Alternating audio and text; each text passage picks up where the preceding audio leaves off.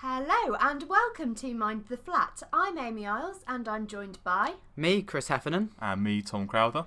And today we're going to be talking about superheroes and superpowers in an episode that I'm very proud to have titled Flat Pack Assemble. I mean, what a name. I'm so proud of that. No, nothing from anyone else. That went down like a lead balloon.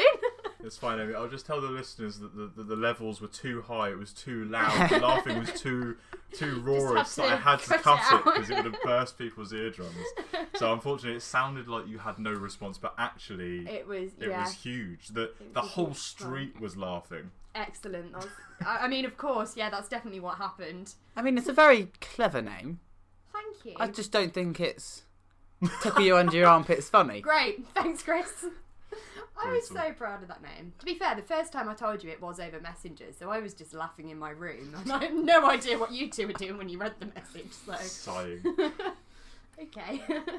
So we're going to kick off today's episode with some heroic stories, some examples of when we, as ordinary human beings, have done something heroic to help the lives of others. So, let's kick off with Chris. When have you been heroic? Okay, so mine takes you back a few years. I think we're looking around about 2007. And we were at my grandparents', and it was February, and it was freezing cold, really, really cold. And my grandparents were having a sleep, and me, my mum and my dad and my brother went for a walk into, they had a Christmas tree field, and a farmer left his sheep in it to keep the grass down.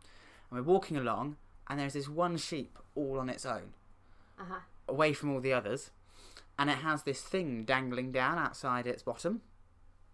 And I spotted this sheep, and I was sort of like, Mum, look, I think there could be something wrong here. And Mum realised that what this thing dangling down meant was that this sheep was about to give birth. Oh, wow. Oh my gosh. Whoa, you saved multiple lives. Chris! But it was heavily over-pregnant, oh, no. and it was really far too cold for it to be able to do this on its own. Ooh, baby sheep. So we raced back, phoned, and I mean, you couldn't make this name up. The guy that owns the sheep is genuinely called Mr. Hurd.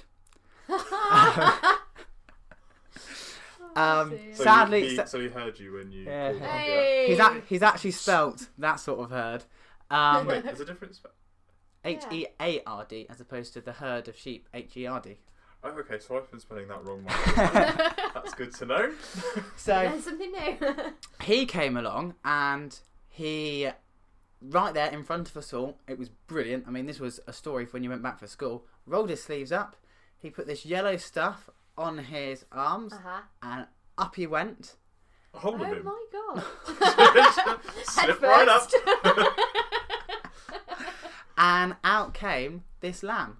Right there in front of me. It's freezing cold. And then there was another one. It wasn't just one. Not So another one. So he used this lamb to entreat the sheep into this sort of hut type thing. It was a bit warmer with some straw. And then the sheep gave birth to a second lamb. And so had I not A, persuaded my family to go for a walk, despite it being so cold that they didn't want to go out, and B, not spotted this sheep, then the mother and the two children could have died. Aww. To be fair, I was expecting originally that you were going to say you delivered the sheep. That would have been extra heroic. But, you know, I'll let it be. Sorry, did you listen? It was 2007, so that would have made me... Young farmers. 9. So you thought me as a 9-year-old was just going to go, right, sure I can deliver some lambs. Chris has got that veterinary knowledge there. But brilliant. So there you go. What about you, Tom? I'm pretty much just going to copy you. Have you delivered some sheep? Actually, no, I haven't. In fact, mine's almost the opposite of Chris's. So you killed a sheep. Anti-heroic. So no, it wasn't a sheep. It wasn't anti-heroic. I still will stand by that it was the right thing to do. But over the summer, a bird flew into our window at the back of our house. We've got kind of like big bifolding like windows at the back of the house, and often birds think that it's just a nice through into the house, and they just go full whack straight into the window. And this bird wasn't going anywhere. It kind of crushed its neck, and it was in a lot of pain. And I didn't want to just kind of leave it, or like, what do you do with it? You can't. This episode's now going to need a PG warning, isn't it? It's because I know what's coming. Yeah, okay, you probably do know what's coming. To be fair, so we took it into the house. We put it in a shoebox. We turned the lights off so that it was nice and like warm inside, but also dark, so that it could try and repair itself. After a few hours, it hadn't repaired itself. So I drove it down to the vets, and I asked them if they'd take it in, and they did. And I delivered the bird to the vets.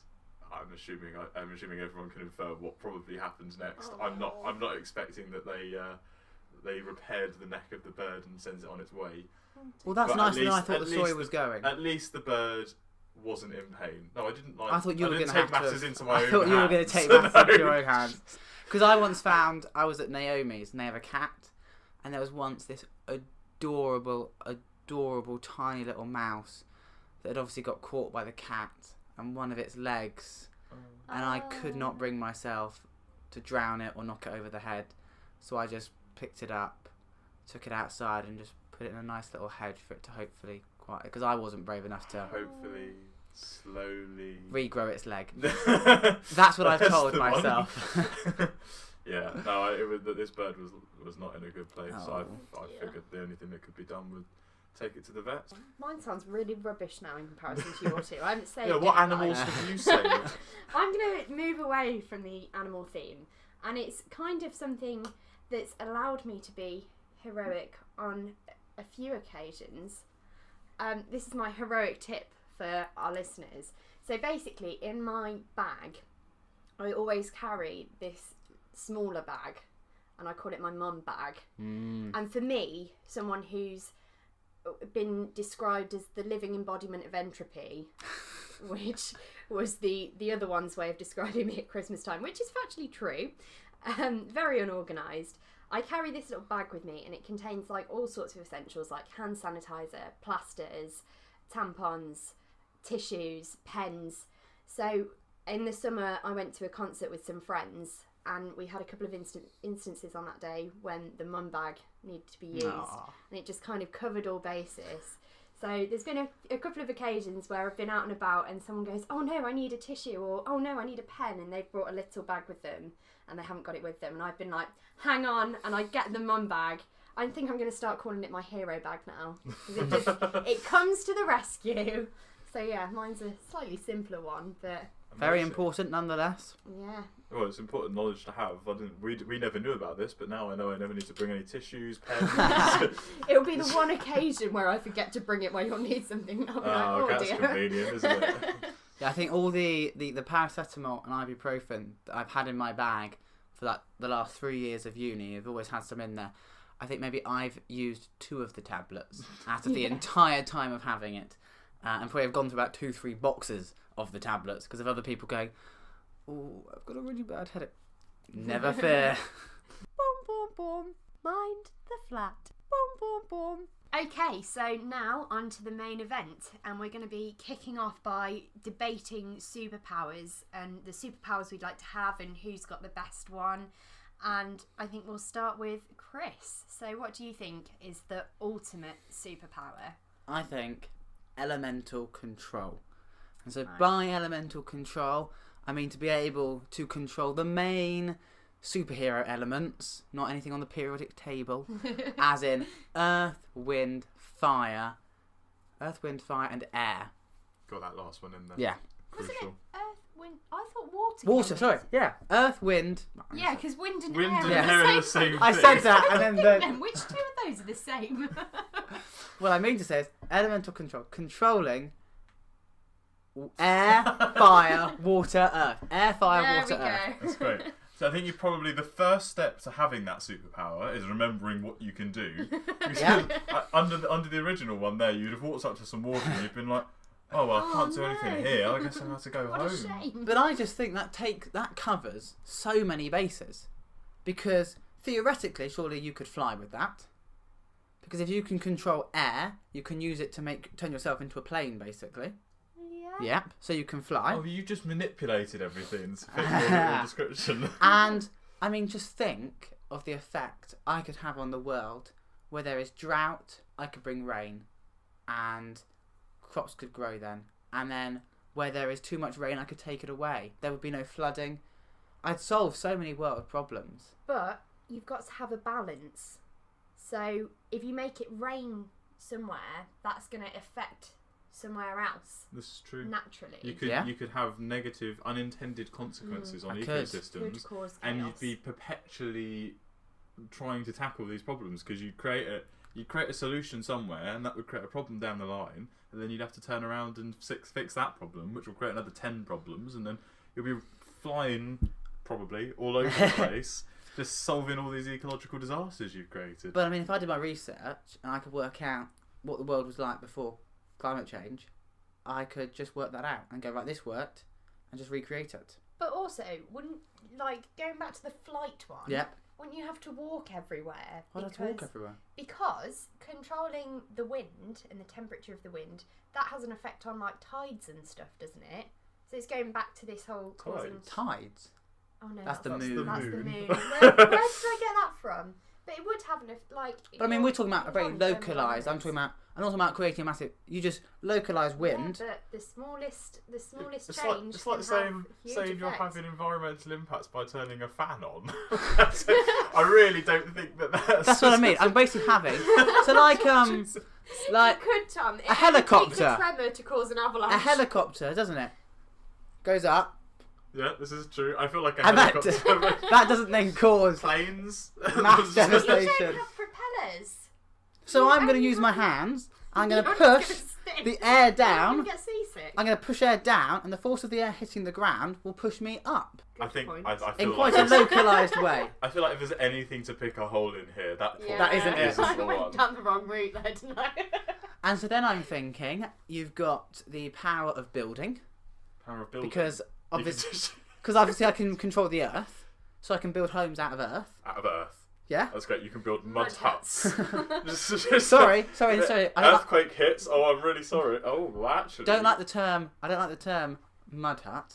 These would be ecological homes. Okay. Mud huts. Not mud huts. Ecological homes. But they're going to be built out of mud, aren't they? They might be. So there'll be mud huts. You can dress it up as nicely as you Put a can. bit of grass on the top. Yeah, and it will be an ecological home. So let's think of things you can't control. Yeah. So everything that isn't one of those things. Buildings, you can't control. Metal. No. So you are quite limited. But so when you But say metal, but doesn't metal. So say someone was to attack me, Metal Man. Great superhero name. I could just melt him with my fire. I mean, Can could you? Why Can you not? conjure fire? Because surely you can only control it. You can't just conjure it out of thin air. Yeah. But I mean, So you'd have to sit there. You'd be With a like, match. "Sorry, please don't attack me." but I Just could. carry Well, once I've got matches on your it, belt. Also- you can then. Most metals have quite a high boiling point. Yeah, we're talking intense or heat. melting point. Yep. And so it's not just any old fire. I think the Human Torch. As Human in- Torch, Fantastic as in Four. Fantastic, right. Mm. So you He's got partial elemental control. He can control fire. I'm timesing that by Thor, having ultimate elemental control. okay? So you genuinely think that like starting a little fire in your hands, you can melt metal? Yeah, but You've got to start he from can't somewhere. Control the temperature. Yeah. Oh, you can. Okay, that's Yeah. part. So you can Yeah. control the temperature Yeah. and Yeah. the. Right. You can't Yeah. originate the flame. I mean, the Human presumably. Torch can't he? Was Yeah, that, are but you you're basing this on? You're talking about elemental control. Yeah. I Not think that's- manipulation. yeah. Mm. Creation. You just have So to isn't carry loads control- of matches. So yeah, that's not difficult, is it? Match, and then can do anything with it once it's there. I guess. Or you could always just keep one in your pocket. A little tiny little I would flame. have gone for a match. I could just have a lighter. Yeah. You've gone for the romanticised version. Amazing. Right, what one haven't we picked a hole in yet? No, we've pretty much picked a hole in all of the water, Water. I guess. There's not really a great deal you can do with the water thing, is there, apart from the rain? But again, you can't create more water, so you just have to distribute the water that you've got in the world. I feel there's plenty of water in the world. I'm not sure, True. but I mean, obviously I've got We have heat, got oceans. so I here. can heat the ocean, evaporate it, move the cloud, and then make it rain. This is all a very roundabout way, isn't it? Yeah. Right, so I want this here. You're gonna have to get a project manager on board. You're gonna have to get detailed plans. You gotta do all the health and safety assessments. You Yeah. gotta send them all off. You gotta get local planning. You can't just turn up. You can't Gotta just. say, Tom, please never write a superhero film. It's gonna. We're going yeah. to save the world. It's just Sorry. irrigation planning, Can I technically. can I please read your risk assessment before you go and save the world? I don't know if blowing up that bridge has the best possible outcome. Well, this is the thing. You've still got to abide by laws and stuff. You Yeah. can't just be like. You can't just take all of this into your own hands and so you've got to seek permission. Yeah. It's going to be a very kind of torturous But process. that's doing that. sort of like that's later on down the chain, because I think Amy was talking about when sort of natural freshwater supplies are slightly more scarce, because obviously the ocean isn't drinkable immediately, so I couldn't just scoop it up and give it to people. But that is a way of, if we ever ran out of water, that's how I could help us. Fair enough. So there you go. I think we can just end the discussion there. That was a brilliant podcast, everyone. And you'll see Chris the Elemental Control superhero way in cinemas near you. Taking 20 years to Same. distribute the world's An supply hour- of water. An hour and a half of planning permission, followed by half an hour of making it rain on some crops. Yes, I look 3 forward. hours of form signing. I look forward to that film. Can't wait. Brilliant. Right, go on then, Amy. So, my what I think is the ultimate superpower is telepathy, because I'm just a bit nosy and I like to know what's going on in everyone's head. But genuinely, like, if you look at kind of like the power, like the superheroes who aren't necessarily active, like Professor X, for example, in the X-Men films, he's in a wheelchair, he's not particularly active, but he is kind of the mastermind of the whole thing. And I think with telepathy, you don't really need to have to do anything, because you can just get inside people's heads and like work out what they're thinking and work out like your next move from there. But what would Professor X be without his X-Men? I don't know. Well, I think Because he's the mastermind. he Completely is. agree. Like what would they be without him? That's the thing. Yeah, but I So feel like the sum is greater than the part. yeah, but they all need to come together, don't they? Me and my elemental do. control, my power's working all on its own. Yeah. Your power, telepathy, lovely as it is, you can nose, find out what people think of you, but what are you going to do on the grand scheme? Because you haven't got any proper physical agency power. But I don't think you need superpowers to exercise those abilities. Like I You think can properly like, manipulate people. Like you could just listen, like think, yeah, you hear could what they're get other people thinking. to do your bidding, like Yeah. Professor X. You Yeah. can play people off against each other really It well. doesn't have to be all you. And you can, as you'll know as well, as soon as someone starts to kind of catch on to the fact that you might be able to read their mind, you'll be able to tell straight away and Yeah. kind of alter what you're doing based on that and stop Yeah. them thinking that, and you could probably get away with You it. could be very discreet about it. Like you can withdraw it a lot more than you can with active. So for you, is it something that you can Anti-passive. kind of turn on and off? I think so. My understanding is that you have to like choose to look into someone's. Because otherwise that'd just blow your mind up, wouldn't Yeah, feel like that it would be would quite complex. Either way would drive you a bit mad, though, wouldn't it? Yeah. Surely, like you'd just be sat down and you'd like, even though you walk out the house and you look at someone would look at you and you'd be like, oh, I wonder what they're thinking, and they're thinking, what are those trousers she's wearing, and you think, oh god, maybe I should change my trousers. You go back in and you just constantly go like changing what you're doing, and I don't know. I think and if you were, always thinking about what other people are thinking of you. I couldn't. but if you were born with it, I think you'd learn how to handle that, and you learn kind of how to tolerate what other people think of you. Really? Eventually, I think well, if you were born with it, I think you'd have to. I guess you would have to, but I don't know whether that would make I would think that would be crippling as opposed to a superpower. That would be almost like a disability, I guess. You couldn't do anything with your life. I disagree. I think you've just got to be quite mentally strong about it, and like at the end of the day, if you don't like my trousers, and I like them, I don't really give a But damn. that's all well and good when you can't hear someone saying I don't like your trousers, but then when you can actually hear everyone being like, I don't like your trousers, or your hair's a little bit scruffy, or like picking absolutely everything about you out, everything that they think about you. But not everyone does that, really. I don't think. Yes, they do. Not really. I think you've got far too high expectations of Well, what I actual don't people go are out like. in the street and look at people and think, don't know what you're wearing. I'm in my own little world, I think. Oh, think I that's am the judging. problem. I walk down Park Street, I'm looking at everyone up and down. Oh, where'd you get them from? What? No, thank you. Oh, that looks good. Did you look in the mirror before you left the house today? That is my walk up and down Park Street. If you see me walking up and down Park Street, I'm judging you. But if you've got this power Yeah. to know what people think and are looking to use it for the good, I think you just disregard that stuff. You're looking for the greater good. Okay, so let's bring this back. So what can you do? What good things can you do? Go Like for it. Tom said, like being able to look into someone's mind and know you can almost predict the future in a way, because you can see what someone's thinking and you can think, right, I'm going to do this to either prevent them from what are you doing gonna something do? negative. What are you going to do? As I said, use your allies. Like use. Because that's what you're people saying. around You're you. relying on other powers. No, not necessarily powers. I don't think you need powers to exercise that agency. Also, don't you have to then, like, how much like injustice do you come across in your daily life?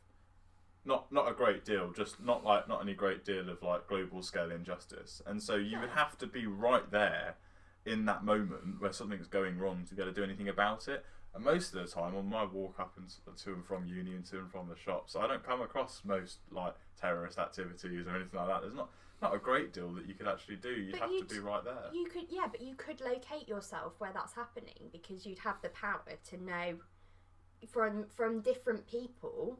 You could find out how to get yourself into, and then you've got the decision making process of like, right, who do I tell that I've got this power? Who's going to keep it a secret?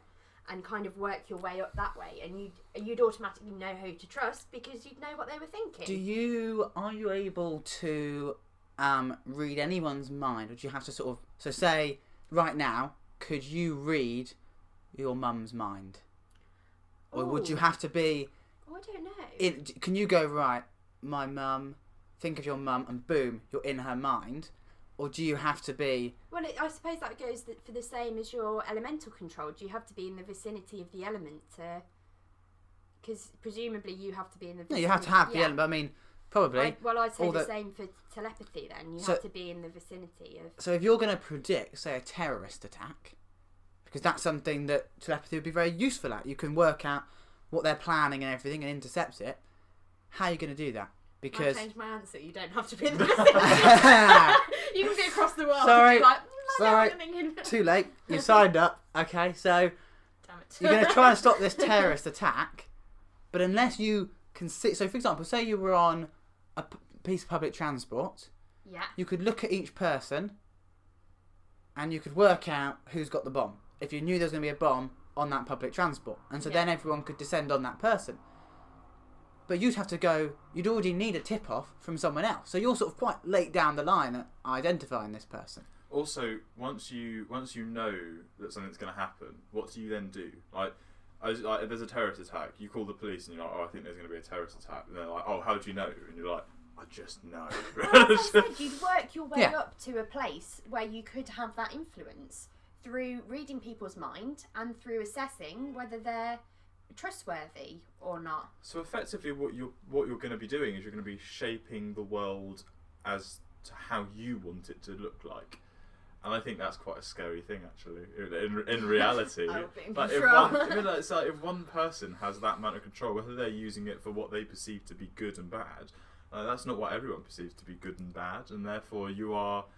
And I think this is probably like a classic superhero problem: is that like they're just who's deciding whether something's worth doing and good to do or not. But as you say, that's a classic superhero problem. That's the problem with any superhero. I suppose also you were saying that you could sort of manipulate events. So could you get inside a terrorist's head and convince them not to pull the trigger? No, I think that's kind of going more into telekinesis. Yeah, so you can't do that. So you're basically like a sonar. You can detect things. Yeah, but being able to read someone's mind, you're able to like understand how they think. Yeah. So by talking to them, you can simultaneously read their mind, and if you take a wrong step, you can think, oh no, that's wrong, I'll adjust my approach slightly, and then just through communication. I wrote down a quote, it's classic, the pen is mightier than the sword. So it doesn't necessarily have to be active, but the way you use words and manipulate someone's mind that way. Is this ethical? Yeah, that's what I was going to say. You're not going to get it past the ethics board. As you said, like, is any because even your superpower, how do you know? I would argue that my one is. I would argue that my one does not fall down these traps. Go on then. So originally what I was thinking was like power mimicry. You can just kind of do whatever anyone else does, but that obviously would fall down those traps. Okay. So not just something like, oh, I can mimic your powers of elemental control or your powers of telekinesis or whatever it is, telepathy or whatever. I could, like, if Michael Phelps could swim really fast, I could swim really fast next to him, this sort of thing. And I thought, no, it's like a get out of jail free card, isn't it? It's a bit rubbish. My one, invincibility, or kind of like immortality. Oh no. Go on. No. So I could die from like someone shooting me. Yeah. But I don't age. Oh, so you can die? I can die. So if I went, oh, I've had enough of like living forever now, I'm gonna just stop. I could. Yeah.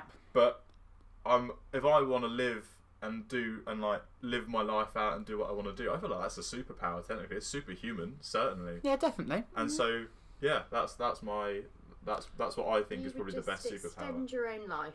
Yeah. You're not doing anything for anyone else. I could do, but I could do it all within the framework of a normal functioning society. I could dedicate my life to humanitarian causes and know that I'm not going to die in 50 years' time, and I can do everything I can. I can plan in the long term. I can make sure that I see my plans through and all this sort of stuff. And so actually, I think this is possibly one of the most effective in a real world as well. But what if you get hit by a bus? If I get hit by a bus, I get hit by a bus. It's like, oh, okay, sorry. Well, that's just the same as a normal life then. Except Yeah, but you're just not going to get ill. Yeah, but Chris, if he gets hit by a bus with his superpower, he dies. If you get hit by a bus with your superpower, you die. I'm not going to get hit by a bus, am I? Well, why not? Because the second that bus comes... Yeah, but you don't, what if you don't see it coming? You step out into the street and it's driver's mind and go, oh, he's coming this way. But surely you have to tune in for yours, so you have to be thinking. So for all of these, all of these, you have to know the thing's happening. But if you don't know it's happening, in the same way with mine, it's like, so we all fall down that problem. For yours, your effect is quite minimal. So say I went to an NGO and said, look, I can actually make it rain. So if you were to put in some filtration systems and some rain catchers, I will make it rain and you'll be able to do a harvest. I could let them all know that, and all your humanity aid projects that you've been able to do for 50 years because you're not going to ill and get die, I could solve like that. And I've gone through that route. There's nothing unethical about it. It's just a different way of solving a problem.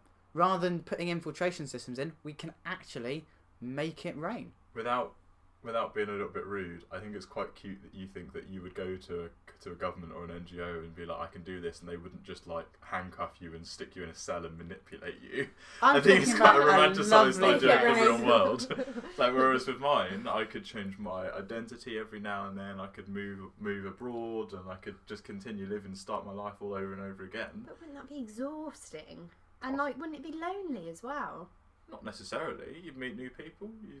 Obviously. Like the big one that people kind of turn to is like, oh, you fall in love, and then you watch your partner die, and then you watch your children die, and then you watch your grandchildren die. Oh. And the likelihood is, therefore, you would only want to have a normal life. And so the only thing you're getting out of is illness. You'd take your average lifespan of the average human, probably. So I don't know that you would, because like, for instance, people kind of like get divorces and stuff, don't they? And it'd be a really tough, traumatic time for that brief period of time. But you know that you've got the rest of your life to live on and do all these other interesting things. I don't think that it would be a bad thing. I think you could look at that and you know full well that's going to happen, and it's definitely a downside to the whole thing. But I think most people would be like, right, that's happened, but think of all the other things that I can now get on with in my life and do and positively. But I think I'm going to come back to it because I think this is still a very self-centered power, because NGOs have lots of people working for them. So because you're going to be there forever, I don't think you being there forever is necessarily going to mean they can help that many more people. Why not? Because it's just you. Yeah, but I could learn so much stuff. Yeah, but I mean, the organisation as a whole knows so much stuff. I doubt that just because one person has learned how to dig a well effectively, and they haven't got to train another. But if you can train 10 people at a time to dig a well, probably the amount of time you're training people isn't that difficult for the organisation. So what actually is the problem with having a slightly more self-centered one then? So I'm just saying, we're saying that we're rating ours on what we can do for the world, because I think a superhero, in the title, you dedicate yourselves to others. To be a hero, you have to help others, and you have to be there for others in a super way. I wonder whether you would actually be able to be that like that sort of person, like whether you would actually be able to help. Like I think the arguments that I've kind of put forward against the two of you is that in the real world you wouldn't actually be able to do the things you want to do, and whereas I could do what I want to do, it might not be as grand as what you want to do, but at least I can actually do it. Can I just point out, and this might just be stating the obvious, in the real world you can't have superpowers. Obviously. So placing your argument All on of this is my hypothetical. superpower works in the real world and yours don't doesn't work. I think that's a pretty rounded discussion on why my superpower is the best superpower. Is that not the conclusion we came No, I to? think, unless the listeners fell asleep. We came to the conclusion I can't speak today. Conclusion, they're all rubbish. They all have their problems. No one's going to save the world. Let's just get on with living life. No, I think that's just being said by the two people who realised that their superpowers had a lot of flaws in them, and we couldn't pinpoint many flaws in this one. I think we pinpointed quite a few. I think we went through all sections of yours. And I had an answer to every flaw. So I think as a nice wholesome end to the podcast, here we go. the real superpower is dedicating your life to helping other people. Yeah. That's really sounds really. Did you just say that, Tom? Yeah. That's a very un-Tom thing to say. Whoa! I'm sorry. What? Do you think I'm some horrible person? I literally want to my career. I want to go into is studying global ethics for the rest of my life. That's just quite a cheesy thing for you to say. That's something I'd say. I mean, I was saying it with a degree of sarcasm. No, I know. So But there we go. why. Tom has given the uplifting, hopeful message for this podcast. Gosh. Hero. Dearie me. Thank you very much for listening. If you want to get in contact, you can find us on Facebook. We're Mind the Flat Podcast. On Twitter, we're at mindtheflat_pod. On Instagram at mindtheflat_podcast. And if you want to respond to anything we've said in this episode or suggest a topic for another week, you can head to our Reddit, that's r/mindtheflat, and have your say there, or you can drop us an email at mindtheflatpodcast@gmail.com.